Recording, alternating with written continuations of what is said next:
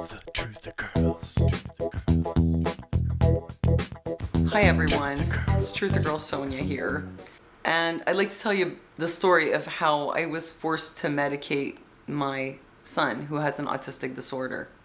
And this is not any kind of exaggeration or hyperbole. I think for parents who have kids with special needs, at least for some of us, this is our worst nightmare, that someone is going to come along and force us to put our kids on psych medication. And this actually happened to us. So I want to tell you the story. I want to tell you the story because as scary as it was, it turned out okay. Spoiler alert. There's a happy ending. But it was very scary at one time. So I'll tell you what happened. When our son was 6 years old, and school was really not working well, and at the time he was having a lot of behavioral problems outside of school also, including at home. And since it really wasn't working at school, we got him into a day program at the Jewish General Hospital. So we brought him up there, and on the first meeting, with what we told them, and with just meeting our son, at the end of the meeting, I'm not kidding, this is what they actually said. They said, "We don't think he's autistic. We think he has severe inattentive ADHD that looks like autism but isn't." This, of course, is not a diagnosis that's in the DSM. And they had kind of ruled out autism without having tested for it, which down the road turned out that they were wrong. He is on the autism spectrum. I mean, if you got something that looks like autism, how do you know that it's not autism? But that was what they said to us. Maybe I'll just add in another thing, which is that I discovered later that the doctor that was working with our family, who I don't want to say his name because in spite of everything that happened, I still think he's a good guy. I think he's a good doctor, and I don't want to I'm not putting out this video to slander him or to make him look bad. I think he did what he really believed was right. It's just that it turned out not exactly to be the right thing for our son. And I think that he's just wrong in some of what he believes about autism, which is that he thinks that it's overdiagnosed, and he does not believe in diagnosing children on the high functioning end of the spectrum. He thinks that autism diagnosis should be reserved for the more severely affected, like it was in the old days. See, the problem with that is that if you don't accurately assess and diagnose a person's condition, it's very hard for them to get the right kind of help. And this actually happened to us with the schools because the forms in the code just said ADHD. They just, really basically what it came down to is they just assumed that he was a brat because they were doing what's supposed to work for ADHD and it didn't work. So they just figured he was oppositional and defiant, like oppositional defiant disorder, which to them meant we have to strong arm him. A lot of you know already about the problems we've had with school, and that was part of it.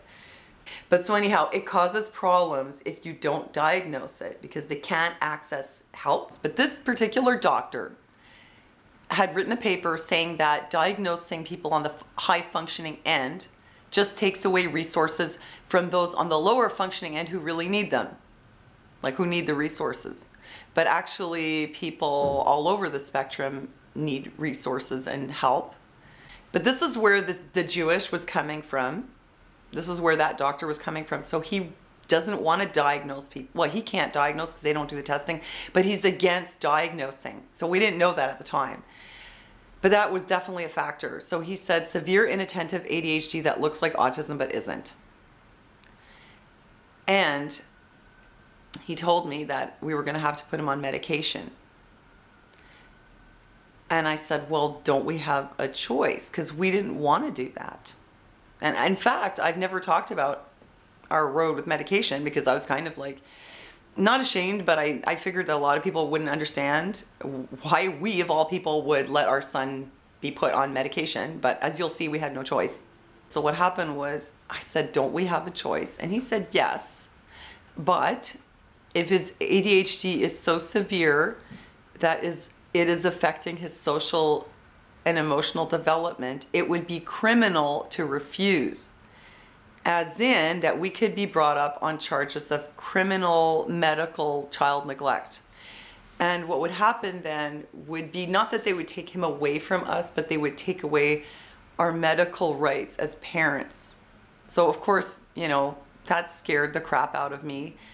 If the medical rights are taken away, we have no say in anything else regarding, for example, other psych medications or like vaccinations or any other kind of medication or treatment. Like, we have no say.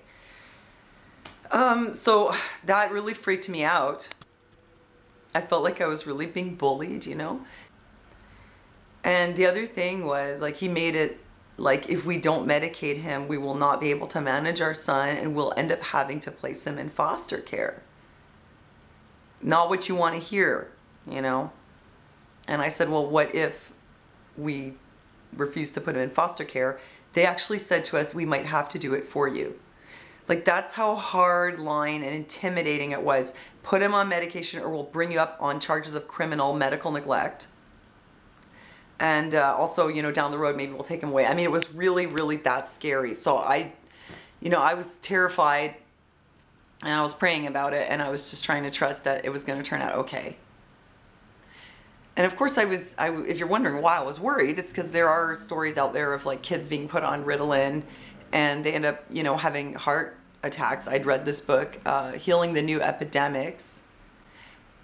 I can't remember the name of the doctor off the top of my head, but anyway, I'd read this book and there was a kid in there who was on Ritalin. He ended up having a heart attack at 14.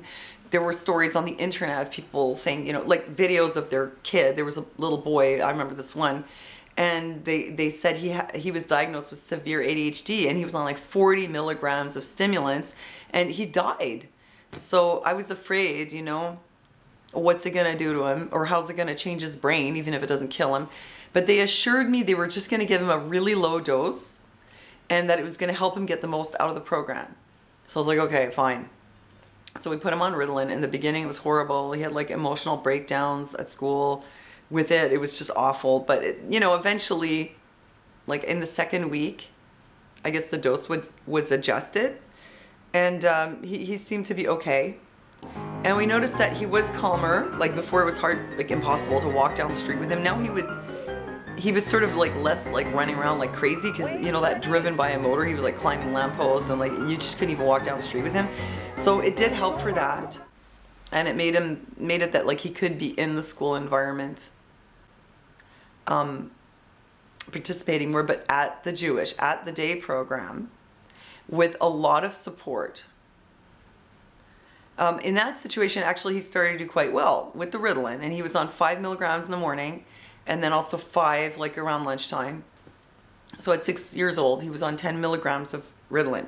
And I would give him a break on the weekends and holidays and stuff. So over the years, the dose didn't really go up. And he was in the Jewish program, that's the Jewish General Hospital day program, Mortimer B. Davis School it's called. He was there for 2 years and he did so well. Like, we saw so much improvement, and we just kind of eventually were like, okay, you know, maybe the Ritalin's helping and whatever. It doesn't seem to be doing him a lot of harm, and it's a low dose, and it doesn't have to be forever. We'll see down the road, you know, if we can get off it or whatever. But in the end, you know, if your kid is really struggling with some issues and it's just like impossible to even help them learn how to deal with things and help them improve their behavior. You can't even teach them because they're so like all over the place that you can't even get through. In that case, sometimes maybe the medication is helpful because then you can start to work with them. So I was just trying to be open-minded. Like I said, we hadn't had the choice. And it seemed like, okay, you know, it was okay, you know, while he was at the Jewish. But when he left, I mean, he was there, he came out, it didn't go well at all at the school. There was no like follow-up. It didn't go well at all. Back in the Jewish for another year and then back out. And that first year out, it was okay. He had a shadow, though. He still needed a full-time shadow. At that point, he'd been diagnosed with ASD once they evaluated him. They saw that ADHD aside, he was on the autism spectrum. So then when he went back to school, he had a shadow. And for grade 4, it went okay. For grade 5, there was a new shadow coming in. And you know, he didn't deal well with this whole, like, everything's new.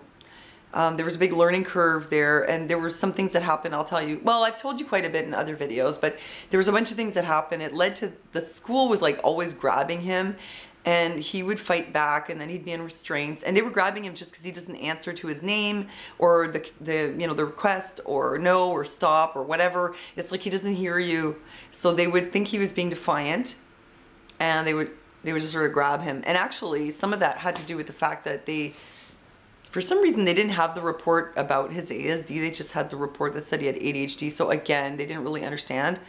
Anyway, a whole bunch of things. But what happened the second year was there was really not support, because the grade 4, he still had support from the aftercare program from the Jewish. Grade 5, he didn't. And what happened was, although he was still on medication, everything just started to unravel. And what it showed me was that regardless of what kind of medication you give your kid, it has a lot more to do with what kind of support is around him. The medication's not going to fix the problems. The problem, though, with the school and all that, was that as his behavior was not improving and it was deteriorating, which was because they weren't putting in place all the supports, their solution was to ask us to increase medication. So we tried 10 milligrams bifenton a day. And then they wanted us to do Concerta. It was still the same doctor from the Jewish handling this, and he was on 18 milligrams of Concerta. And actually what happened was his behavior got a lot worse. He was very fixated, but like on the wrong things. It didn't help for the problems like that he wouldn't stay in class. It didn't help for his frustration. It didn't help for a lot of things. Communication, that didn't get any better. A lot of the issues were still there. He was very hard to manage. And at 18 milligrams, he started to hallucinate. He was like seeing the walls breathing, and it was like he wasn't well. He couldn't function in class. He was at the infirmary. It was really like he was tripping. I mean, they couldn't get him to do anything because he was picking fun tack off the walls and stuff like that. So I was really getting fed up at that point. So I asked for a consult with a different psychiatrist, and we got someone who she wasn't, I don't think she was, maybe she was a psychiatrist, but she couldn't follow him, so she couldn't give him a new medication. But when I explained what was happening, I was like, look, it's not working. This is causing problems. And we had to put him on this, but it's, what was it, like 3 years later, or 4 years later, eventually she said, reduce it. It's too high. So we went back to 10 milligrams for the whole day. And all the problems behaviorally that he was having at school, they were still there. At home, he was okay, but the higher dose of Concerta really didn't solve any problems. So finally we had a doctor who said, lower it. And we got referred to another psychiatrist, Dr. Zuccolillo, who specializes in ASD and like difficult cases. And we finally got to see Dr. Zuccolillo. By this time, Gunnar was already transferring to a new school, and Dr. Zuccolillo said the goal for him would be to take Gunnar off the stimulants. And I was really happy, because I could see that, yeah, he was a little calmer with it in some ways, but kind of not. It was like there were some benefits, but they were just outweighed by other problems. So I always felt really 50-50 about the effect of the medication on him. I really wasn't sure it was accomplishing much. Like, if I was with him working on schoolwork, if I could get him on the task, once he was on it, his focus was better. But that was the only benefit. For everything else, it was either the same or in some ways it was worse. So when Dr. Zuccolillo said you could take him off it, eventually, when he was suspended at some point, I just took him off it, and I just never put him back on it, because that's what the doctor ordered, because we didn't have to deal with that doctor at the Jewish anymore. We had a new doctor, and he wanted him off it, so I took him off it. And honestly, I feel like he's better without it. I mean, he still couldn't function at school. We sent him back to school without the medication. It was just as bad as before, but it was like it had always been bad. It was bad with, it was bad without. Which really comes down to the bottom line is that the medication itself doesn't solve the problem of ADHD or behavioral problems with ASD, in and of itself, it doesn't fix the problem. You still have to have all the supports there. Well, in our son's case anyway. And if you don't have all the supports in place, well, what's the point? I mean, was there any point in having him on medication?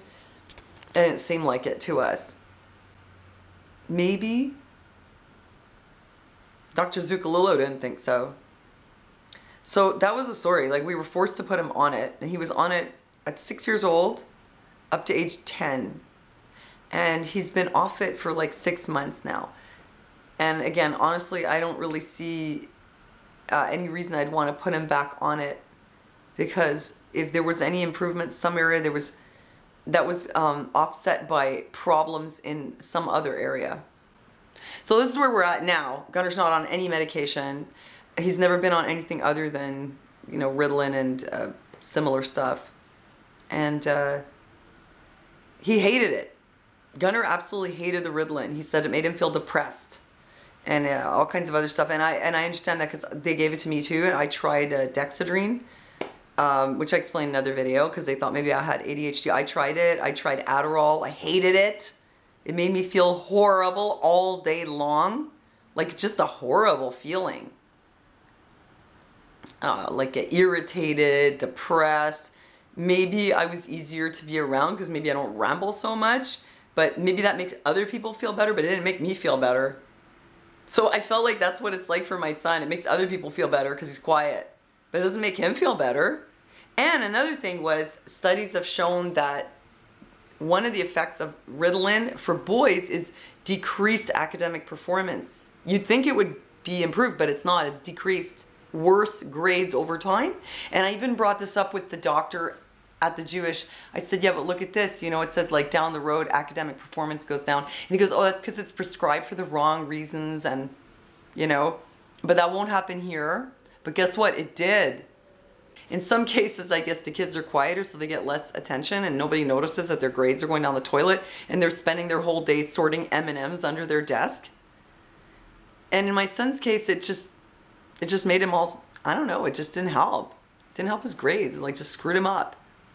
He came through it and he survived, and he seems to have no like lasting damage, but it didn't help him academically. And it didn't really help much else. However, in the Jewish, with all the supports in place in the day program, there was a big difference with the Ritalin. But that's because of all the other stuff. But the Ritalin on its own in a crappy environment, it solved nothing. You see? And with me at home, with the homeschooling, I don't need Ritalin for him. We manage, you know? Anyway, this was our story. It was like a horrible nightmare when they did that. I just put it in God's hands, and, you know, we came through, and we're all okay. We all survived it. So if that happens to you, like, you know, it's not going to be the end of the world. Although, you know, you have my sympathy.